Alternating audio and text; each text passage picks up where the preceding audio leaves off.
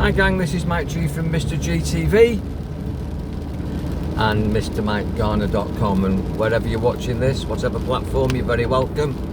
If ever you want a chat, I'm here for that, and you can find all my contact details on the platform or on the page where you're viewing this presentation. So here we are. It's the 5th of November, Guy Fawkes Day. And you know, we've got a situation in the world where really we probably support Guy Fawkes and his attempt to blow up the Houses of Parliament or the government in whatever country you're watching this. Because look at the world. Government, as I've said so many times before, as if you knew, I love words, the etymology, the root of the language, spelling, which is all about spells, witchcraft, broadcasting, the media, casting spells, far and wide broadcasting. The etymology of government is to govern your mentality. Mind control. Working really well at the moment, isn't it? Look at what the media are spewing out constantly. Fear, chaos, division, hatred. And as I say, 5th of November today, Guy Fawkes Day in the UK, bonfire night, which seems to have been adopted globally for all sorts of different reasons. In Thailand they call it bonfire, and they make these massive rockets and UFO looking Catherine wheels that spin from the ground up towards the skies. And it's all about recognising the public versus the state. And quite often it's state and church that are joined at the hip, really. Two wings of the same bird. That most religions are mind control, the prison religions that have dogma and creeds and rules, nothing to do with the teachings of your prophet. Most of the scriptures are nothing to do with the words uttered by your prophet.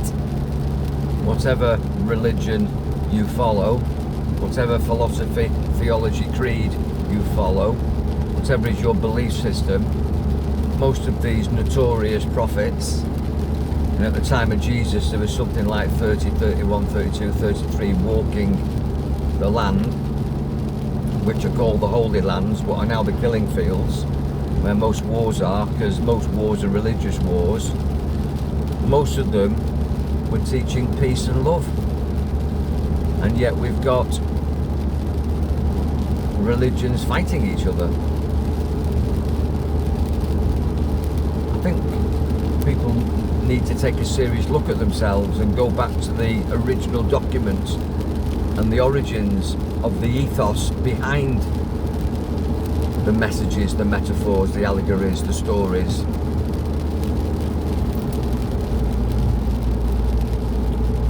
Because life is sacred. You are sacred.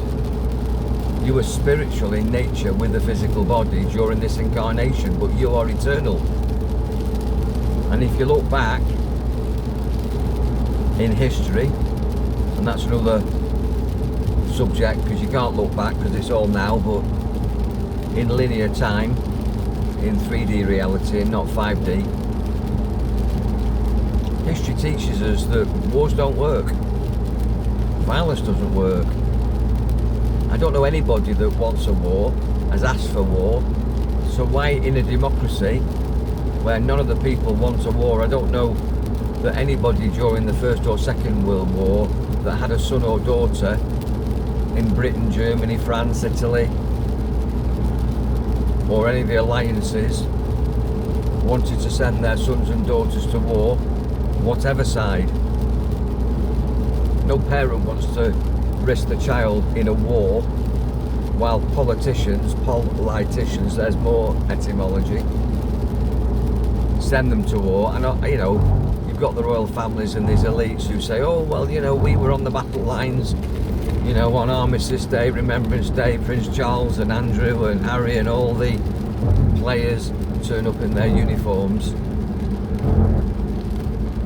supposedly having served. Yeah, they had an adjutant, they had a gentleman's gentleman, they were in the officers' mess having cucumber sandwiches and champagne. Don't think many of them were on the front line. Don't think any of them stormed the beaches of Normandy. Don't think any of them were put at risk. I think they had private helicopters, whether or not they were helicopter pilots or not, and kept well out of danger zones. They are tokens, they are players, they are actors. Most of the celebrities that we watch are actors. Most of the politicians are actors. That's why we call them acts of parliament. They're acting. That's why we call it the theatre of war. It's a play, it's an act. To these people, it's a game. But it's not a game. It's light and dark forces. And again, what we've got today in America is the presidential election. Harris or Trump. Different characters, male and female. And there's nothing between them really. I mean, I've got a personal view on who I would prefer. Did you see that car that nearly pulled out there on me? Very few people have got driving licenses here. Very few people have got insurance, and the cars don't really have safety checks that are reliable.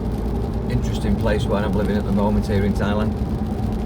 Rained all night last night, so the roads are treacherous, so I'm taking it very steady, talking to you hands-free.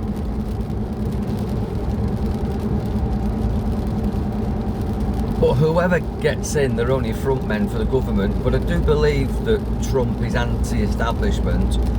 He's a renegade. He's probably a very dangerous man, but actually we probably need, in 3D reality, in this play, in this game play, we probably need a Donald Trump at the moment to shake things up. Because it's not going very well.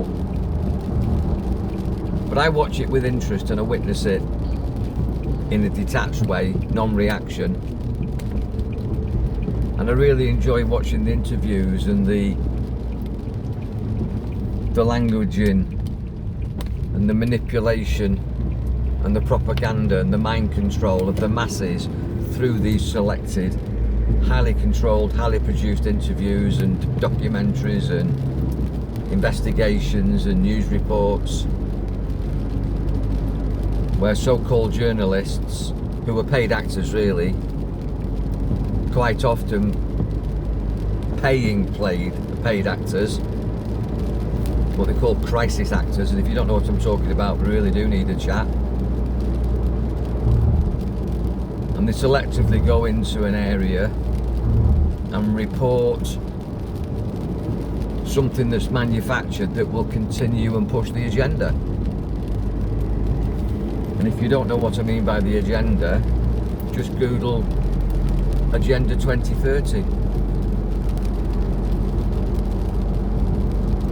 Or look at the white paper for biodiversity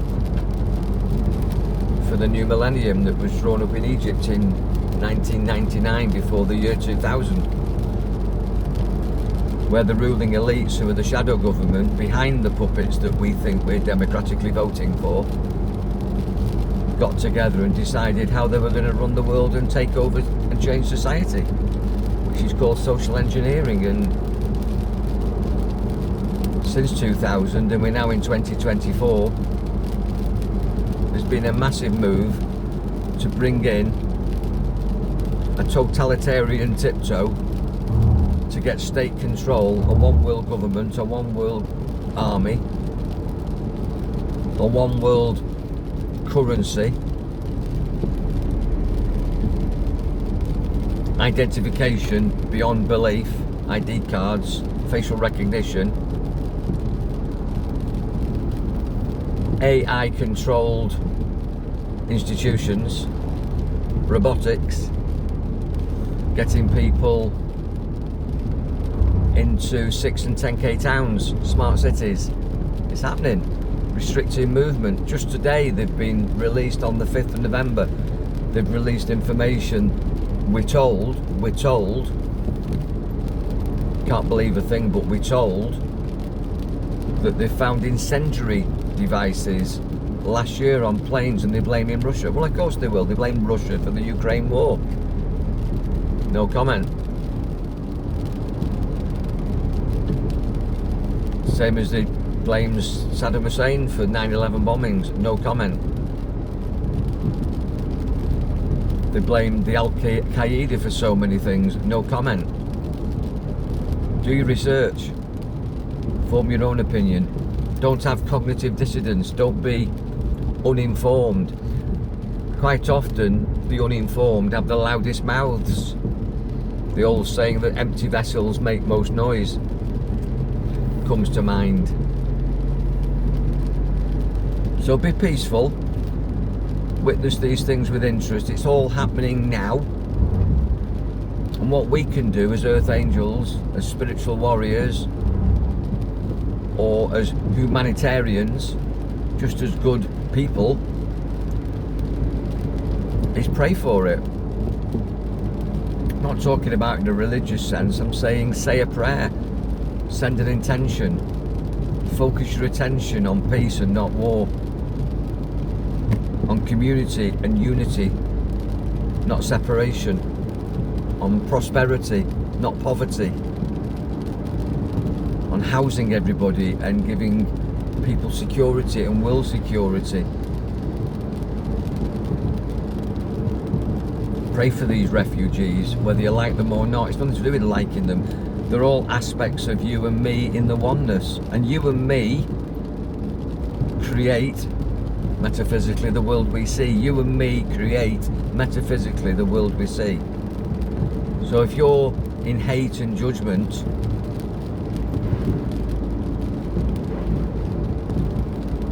then you're going to create a world that's full of hate and judgment, and it's going to work against you, not for you. Now I'm going to see a guy this morning that's not so well. Whatever situation you've got going on, and trust me, I've got lots going on with my own health and my business and my family and my goals and what I want to achieve in my life. Always find time to serve others less fortunate than yourself, and there's lots of them. Lots of people would love the situation that you're finding too much for yourself. You might think you're cursed, but other people, if they had what you have, if they did what you do, if they were who you were, they think they were blessed. Remember that. Be blessed, be powerful. You're an infinite being with ultimate potentiality. And all you have to do is change your mind and create a wonderful, magical life for yourself. And if you need a chat, I'm here for that. Be powerful, enjoy your mind. We live in interesting times. Don't be an observer to it, observe it, but be a co-creator after you've observed. The world that we experience, the world that we see, comes from you and me. If you want to know how to have more power and get involved in creating for yourself a wonderful life that you deserve and desire, then put your name in the comments box and say, I need help, I need support, I need guidance.